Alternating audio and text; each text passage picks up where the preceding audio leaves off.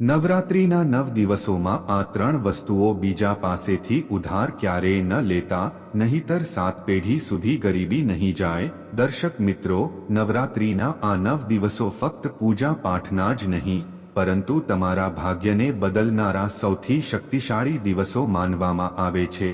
કહેવાય છે કે આ દિવસોમાં કરવામાં આવેલું દરેક નાનું કામ પણ સીધું માં દુર્ગા સુધી પહોંચે છે, પછી ભલે તે શુભ હોય કે અશુભ। પરંતુ એક એવી ભૂલ છે જે અજાણતા ઘણા લોકો કરી બેસે છે, અને આ જ ભૂલ તેમની પ્રગતિના રસ્તાને હંમેશ માટે બંધ કરી દે છે। ગરુડ પુરાણમાં પણ આનો ઉલ્લેખ મળે છે કે નવરાત્રિના પવિત્ર દિવસોમાં કેટલીક વસ્તુઓ બીજા પાસેથી ઉધાર લેવી તમારા જીવનમાં ગરીબી અને દુર્ભાગ્યને આમંત્રણ આપી શકે છે, અને આની અસર ફક્ત તમારા સુધી સીમિત નથી રહેતી, પરંતુ તમારી આવનારી 7 પેઢીઓ સુધી આનો પ્રભાવ જોઈ શકાય છે।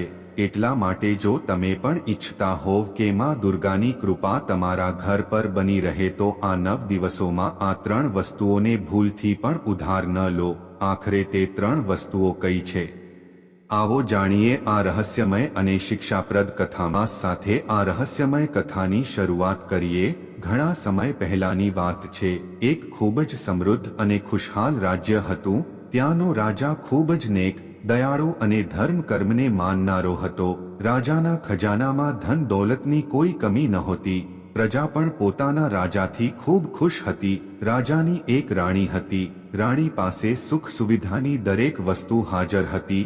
મોંઘા ઘરેણાં, સુંદર રેશમી કપડાં, દાસદાસીઓ, બધું જ રાણી પાસે હતું। પરંતુ રાણીની અંદર એક ખૂબ મોટી ખામી હતી। રાણીને બીજાના ઘરની વસ્તુઓ ખૂબ ગમતી હતી। મહેલમાં દુનિયાભરની કિંમતી વસ્તુઓ હોવા છતાં રાણીની નજર હંમેશા બીજાના સામાન પર ટકેલી રહેતી હતી। જો રાણી કોઈના ઘરે જતી અને તેને ત્યાં કોઈ પણ સાધારણ વસ્તુ ગમી જતી, તો તે તેને તરત ઉધાર માંગી લેતી। તે કહેતી કે મને આ થોડા દિવસો માટે ઉધાર આપી દો, હું પછી પરત કરી દઈશ। રાજાએ ઘણીવાર રાણીને સમજાવી। રાજા કહેતા કે હે રાણી, આપણી પાસે કઈ વસ્તુની કમી છે? તું કેમ બીજાની વસ્તુ માંગીને લાવે છે? વગર જરૂરિયાતે કોઈની પાસેથી કોઈ વસ્તુ ઉધાર ન લેવી જોઈએ। આ સારી વાત નથી હોતી। આનાથી આપણા ઘરની બરકત અટકે છે। પરંતુ રાણી પર રાજાની વાતોની કોઈ અસર થતી નહોતી। રાણી પોતાની આ આદતને છોડી શકતી નહોતી। તે જ રાજ્યમાં એક ખૂબ જ દુષ્ટ અને લાલચી મંત્રી રહેતો હતો। તે મંત્રીનું નામ હતું કાલસેન। કાલસેનના મનમાં હંમેશા કપટ ભરેલું રહેતું હતું। તે ઈચ્છતો હતો કે કોઈ પણ રીતે તે રાજાને ગાદી પરથી હટાવી દે અને પોતે રાજ્યનો માલિક બની જાય। કાલસેન ખૂબ ચાલક હતો। તે રાજાની દરેક નબળાઈ અને મહેલના દરેક સમાચાર પર નજર રાખતો હતો। કાલસેનને રાણીની આ ખરાબ આદત વિશે ખૂબ સારી રીતે ખબર હતી। તેને માલુમ હતું કે રાણીને બીજાની વસ્તુઓ ઉધાર માંગવાની બીમારી છે। થોડા જ દિવસોમાં નવરાત્રિનો પાવન પર્વ આવવાનો હતો। પૂરા રાજ્યમાં માતા રાણીના સ્વાગતની તૈયારીઓ જોરશોરથી ચાલી રહી હતી। મહેલને પણ ખૂબ સુંદર સજાવવામાં આવી રહ્યો હતો। રાજાએ ઘોષણા કરી દીધી હતી કે આ વખતે નવરાત્રિમાં પૂરા 9 દિવસ સુધી માતાનો વિશાળ દરબાર સજાવવામાં આવશે અને અખંડ જ્યોત બળશે। અહીં દુષ્ટ મંત્રી કાલસેન પોતાના ઘરમાં બેઠો એક ખૂબ જ ખતરનાક કાવતરું ઘડી રહ્યો હતો। કાલસેને કેટલીક જૂની અને રહસ્યમય કિતાબો વાંચી રાખી હતી। તેને ખબર હતી કે નવરાત્રિના 9 દિવસોમાં જો કોઈ વ્યક્તિ આ 3 ખાસ વસ્તુઓ કોઈની પાસેથી ઉધાર લઈ લે, તો તેના ઘરમાં હંમેશ માટે અલક્ષ્મી એટલે કે દરિદ્રતાનો વાસ થઈ જાય છે। તેનું બધું રાજપાટ અને ધન દોલત નષ્ટ થઈ જાય છે।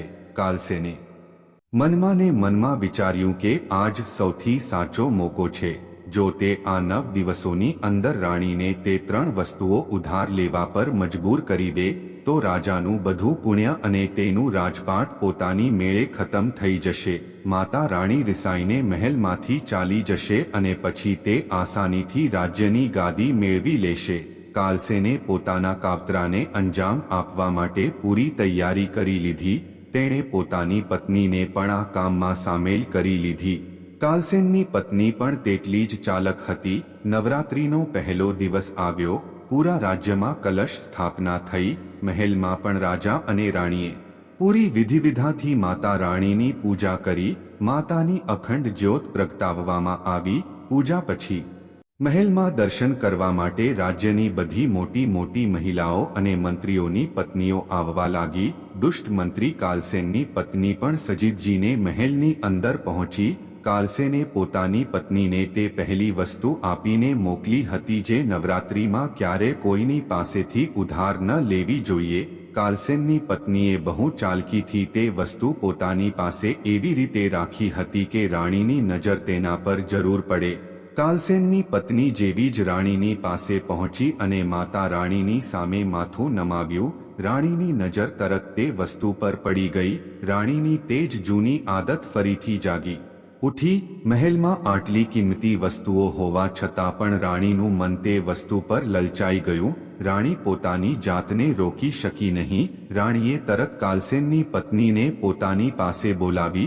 રાણીએ પૂછ્યું કે તારી પાસે આ જે વસ્તુ છે તે ખૂબ જ સુંદર છે।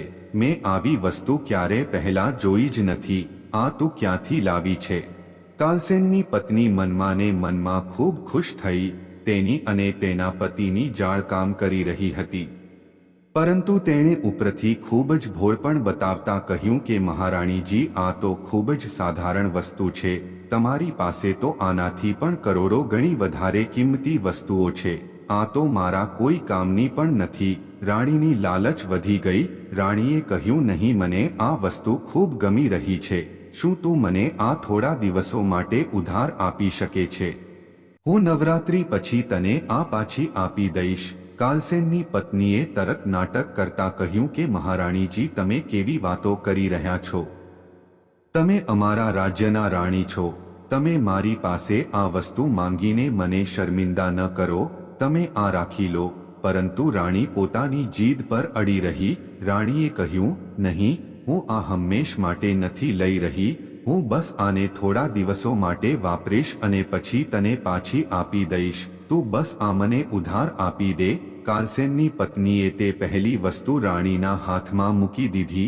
જેવી જ રાણીએ નવરાત્રિના તે પહેલા દિવસે તે વર્જિત વસ્તુ ઉધાર લીધી, મહેલની અંદર એક અજીબ હવાનો ઝાપટો આવ્યો। માતા રાણીના દરબારમાં બળી રહેલી અખંડ જ્યોત અચાનક ધ્રુજવા લાગી। રાજા જે તે સમયે ત્યાં જ થોડે દૂર ઊભા રહીને માતા રાણીની આરતીની તૈયારી કરી રહ્યા હતા। તેમણે જોયું કે જ્યોત બુઝાવા જઈ રહી છે। રાજા તરત દોડીને આવ્યા અને તેમણે પોતાના હાથથી જ્યોતને હવાથી બચાવી। રાજાને ખૂબ અજીબ લાગ્યું, કારણ કે મહેલની અંદર હવા આવવાની કોઈ જગ્યા નહોતી। રાજાનું મન કોઈ અનહોનીની આશંકાથી ગભરાવા લાગ્યું।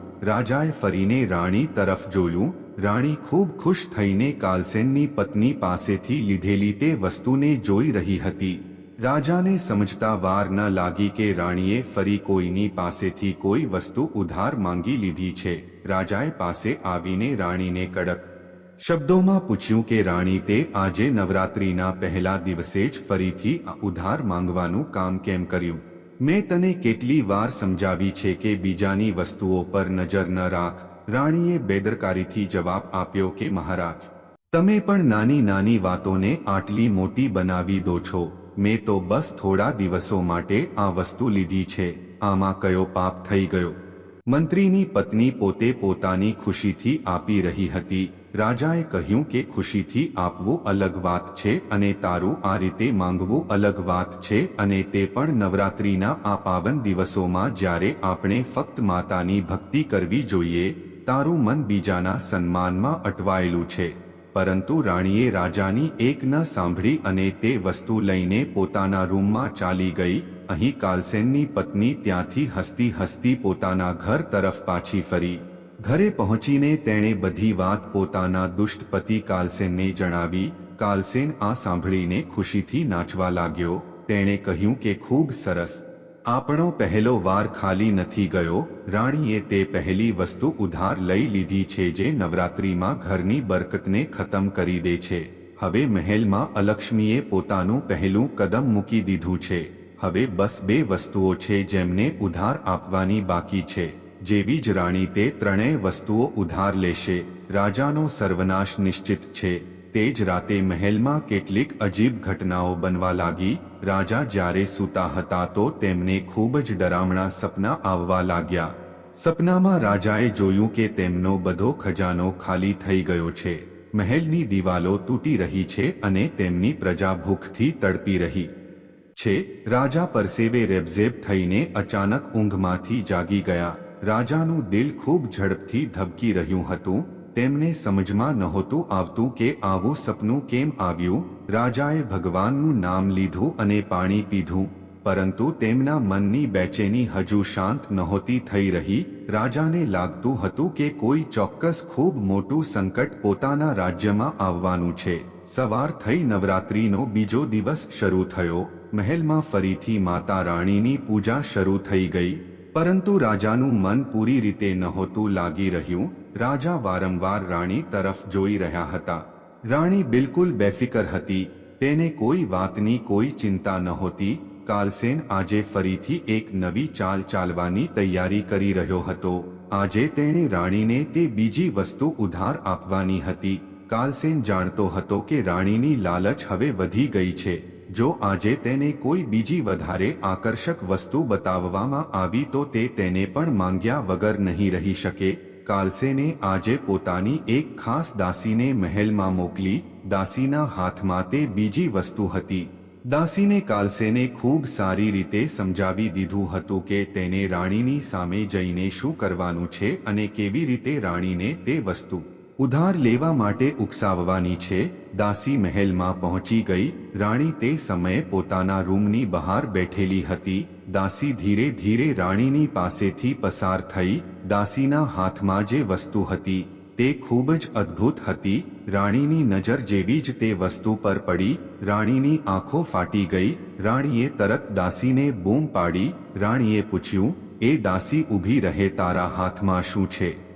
જરા મને પાસેથી બતાવ. દાસીએ મનમાં ને મનમાં વિચાર્યું કે મંત્રી કાલસેનની યોજના બિલકુલ સાચી કામ કરી રહી છે. દાસી માથું નમાવીને રાણીની પાસે ગઈ અને તે વસ્તુ રાણીની સામે ધરી દીધી. રાણીએ જેવી જ તે વસ્તુને પોતાના હાથમાં લીધી, રાણીની લાલચ ફરીથી જાગી ગઈ. દાસી સાચે સાચું કહે, આ વસ્તુ તારી પાસે ક્યાંથી આવી? રાણીએ તે અનોખી વસ્તુને ઉલટાવીને જોતા પૂછ્યું. દાસી તો પહેલાથી જ દુષ્ટ મંત્રી કાલસેનની શીખવેલી હતી. તેણે ખૂબ જ મીઠી અને ભોળી અવાજ બનાવીને કહ્યું, મહારાણીજી, આ તો મારા પુરાતન ઘરની વસ્તુ છે. મારી સાસુએ મને આપી હતી. મારે તો આ કોઈ કામની નથી. રાણીનું મન લલચાઈ ઉઠ્યું. તેણે તરત કહ્યું, જો તારા કામની નથી તો મને આ થોડા દિવસો માટે ઉધાર આપી દે. હું આનો ઉપયોગ કરીશ. નવરાત્રી ખતમ થતાં જ હું તને આ પાછી આપી દઈશ. દાસીએ નાટક કરતા પોતાનું માથું નમાવી દીધું. અરે નહીં મહારાણીજી, તમે કેવી વાત કરી રહ્યા છો? તમે તો આ રાજ્યના માલિક છો. તમે મારી પાસે આ વસ્તુ એમ જ રાખી લો. હું તમને ઉધાર કેવી રીતે આપી શકું? પરંતુ રાણી પોતાની જીદ પર અડી રહી. રાણીએ કહ્યું, નહીં, હું કોઈ ગરીબનો સામાન મફતમાં નથી લેતી. હું આને ફક્ત ઉધારના રૂપમાં લઈ રહી છું. બસ થોડા જ દિવસોની વાત છે, પછી હું તને પરત કરી દઈશ. દાસીએ મનમાં ને મનમાં હસતા તે બીજી વર્જિત વસ્તુ રાણીને ઉધાર આપી દીધી. જેવી જ રાણીએ નવરાત્રિના તે બીજા દિવસે તે વસ્તુ ઉધાર લીધી, મહેલના રસોડામાં એક ખૂબ મોટું અને ભયંકર અપશુકન થઈ ગયું. માતા રાણીના ભોગ માટે જે મીઠો અને પવિત્ર પ્રસાદ બની રહ્યો હતો તે અચાનકથી ખાટો થઈ ગયો. બધું દૂધ ફાટી ગયું અને પ્રસાદમાં એક અજીબ ગંધ આવવા લાગી. મુખ્ય રસોઈયો આ જોઈને ખરાબ રીતે ગભરાઈ ગયો. તેને સમજમાં ન આવ્યું કે અચાનક આ બધું કેવી રીતે થઈ ગયું. તે દોડતો સીધો રાજાની પાસે ગયો. રસોઈયો રડતા રડતા રાજાના પગમાં પડી ગયો અને બોલ્યો, મહારાજ, અનર્થ થઈ ગયો, ઘોર અનર્થ થઈ ગયો. માતા રાણીનો પ્રસાદ ખરાબ થઈ ગયો છે. આજ સુધી આટલા વર્ષોમાં આવું અપશુકન ક્યારેય નથી થયું. રાજા આ સાંભળતા જ સ્તબ્ધ થઈ ગયા. તેમનું દિલ જોરજોરથી ધબકવા લાગ્યું. કપાળ પર પરસેવો આવી ગયો અને ચિંતાની રેખાઓ ઉભરી આવી. એવો ઉપાય કરવા જઈ રહ્યા છો જે તમારા ઘરની કિસ્મત બદલી શકે, ગરીબી દૂર કરી શકે અને માતાજીનો માતાનો બધો પ્રસાદ ખરાબ થઈ ગયો છે. રાજા ત્યાં જ રસોડાની જમીન પર બેસી ગયા. તેમણે પોતાના બંને હાથ જોડી લીધા અને ડુસકે ને ડુસકે રડવા લાગ્યા. કદાચ આ જ હે ઉપાય મારી તમારા માતા રાણી, જીવનનો હે turning point જગદંબે, બની શકે. અમારાથી એવી મિત્રો, કઈ અખંડ ભારે દીવો ભૂલ એટલે થઈ માત્ર ગઈ એક છે. દીવો નહીં, પરંતુ તે માતા આપે દુર્ગાની અમારો અવિરત પ્રસાદ કેમ ઉપસ્થિતિનું ન પ્રતીક છે. અપનાવ્યો?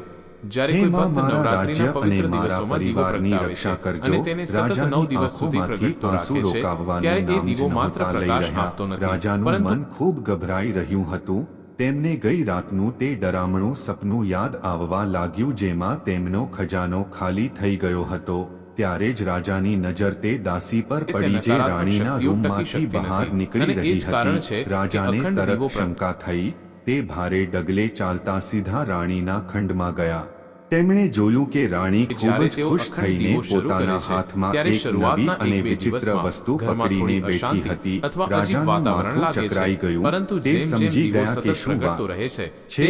રાણી, આ તમારા હાથમાં શું છે? રાજાએ ધ્રુજતા અને ભારે અવાજે પૂછ્યું. રાણીએ બિલકુલ બેદરકારીથી જવાબ આપ્યો, કંઈ નથી મહારાજ, આ તો બસ દાસીની એક નાની વસ્તુ છે.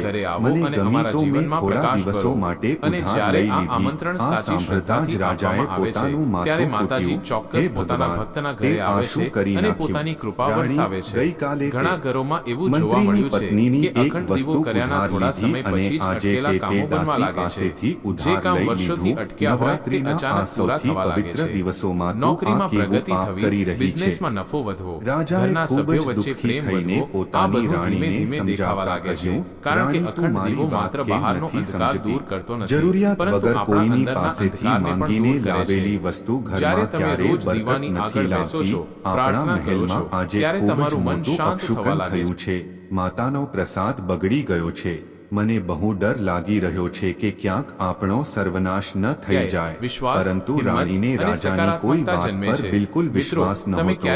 રાણીએ હસતા હસતા કહ્યું, તમે પણ શું મહારાજ વગર કારણે આટલી ચિંતા કરો છો? પ્રસાદ તો કોઈ પણ કારણથી બગડી શકે છે. આગ તેજ લાગી હશે અથવા વાસણ સાફ નહીં હોય. આમાં આ બિચારી દાસીની વસ્તુનો શું દોષ?